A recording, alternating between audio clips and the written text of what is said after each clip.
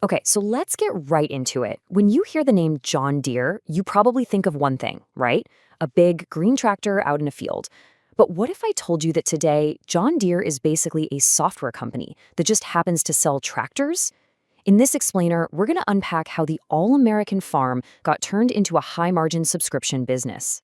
I mean, for more than 100 years, this right here has been the symbol of the American farm. The whole idea was simple. You buy a machine, you own that machine, and you work your land. It's this powerful icon of self-reliance, of being your own boss. And that is the question that's turning modern agriculture on its head. The machine is sitting right there in your barn. You might have paid hundreds of thousands of dollars for it, but the very rules of what it means to own something have completely changed. So let's break down how we even got here. All right, here's our roadmap. We're going to start with the big pivot to software. Then we'll look at how data became the new cash crop. After that, we'll dive into the whole right to repair fight and finish up by asking what all this means for our food supply. So this is the first huge idea you have to grasp. We're talking about a massive pivot in the business model. This isn't just about, adding a GPS to the dashboard. It's a total reimagining of the company, a shift from selling a piece of hardware one time to licensing software over and over again.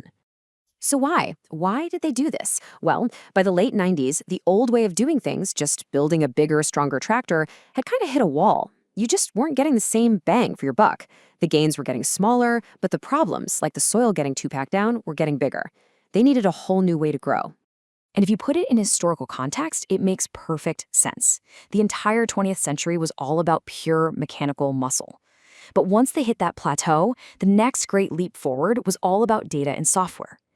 Software as a service, or SaaS. The value wasn't just in the engine anymore, it was in the code. And this really created two totally different worlds, the old deal and the new deal. The old deal was simple. You bought a tractor, it was yours, you could fix it yourself. For John Deere, it meant their income went up and down with the farming economy. But this new deal, it's a subscription. The farmer doesn't own the software, they just license it.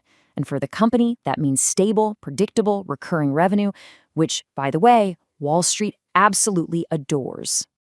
Which brings us to the most valuable crop in this new world.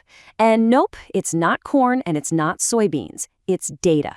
The data pouring off the farm itself is the new prize, and it's turning every single tractor into a data center on wheels. The strategy here was pretty brilliant. The tractor was the perfect Trojan horse to get this software onto every farm. I mean, think about it. It's involved in everything: planting, spraying, harvesting. It's the one machine that's at the center of it all, making it the perfect hub to collect every little data point you could imagine. So how does this whole loop work? Okay, first, while the tractor is harvesting crops, it's also harvesting a ton of data: soil conditions, seed spacing, yield, you name it. Second, all that data gets beamed up to John Deere's cloud. Third, their AI crunches your data along with data from millions of other acres to spot patterns and find efficiencies. And fourth, well, you, the farmer, pay a subscription fee to get access to the insights that were generated from your very own data. Okay, so this is where things get really contentious, because this massive technological shift creates a huge tension. On one side, you have these incredible, unprecedented gains in efficiency. But on the other, you have farmers losing a fundamental sense of control over the equipment they supposedly own. And let's be totally clear, the upside here is amazing. Take Deere's See and Spray technology. It uses computer vision to tell the difference between a crop and a weed, and it only sprays the weed. This can cut down on herbicide use by up to 77%. That is a game changer for farmers' wallet and for the environment, no question. But, and it's a big but, here's the trade-off. Because the machine's brain is proprietary software, if a single tiny sensor fails, the whole tractor can go into what's called limp mode. It basically bricks $1 million piece of equipment, and the farmer can't fix it. They have to sit there and wait, sometimes for days, during a critical planting or harvest window for an authorized technician to show up with a special laptop to unlock it. And the technology that makes this possible is called digital rights management, or DRM. These are basically software locks that stop anyone but an authorized dealer from doing a whole range of repairs. What it does effectively is create a service monopoly. You can't call your local independent mechanic, and you certainly can't fix it yourself anymore. And this all boils down to John Deere's literal, actual legal argument. They say the farmer buys the physical steel, the iron, but they don't own the software that makes that iron run. They're just licensing it. exactly like you license an app on your phone or a piece of software on your computer.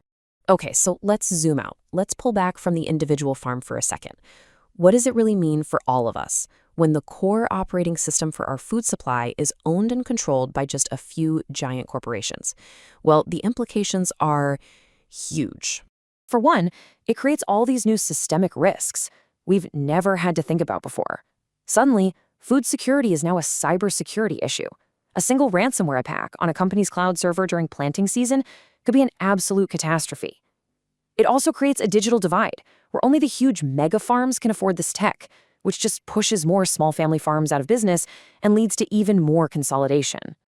And what that does is it fundamentally changes the power dynamic. It leads to this powerful metaphor that was used in the source material.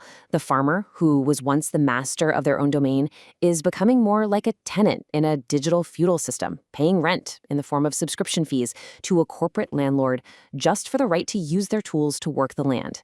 And really, this whole story about a tractor forces us to ask a much, much bigger question that applies to our cars, our phones, pretty much everything in our lives. As all these physical objects we buy become inseparable from the software that makes them work, what does it truly mean to own anything anymore? That's definitely something to think about.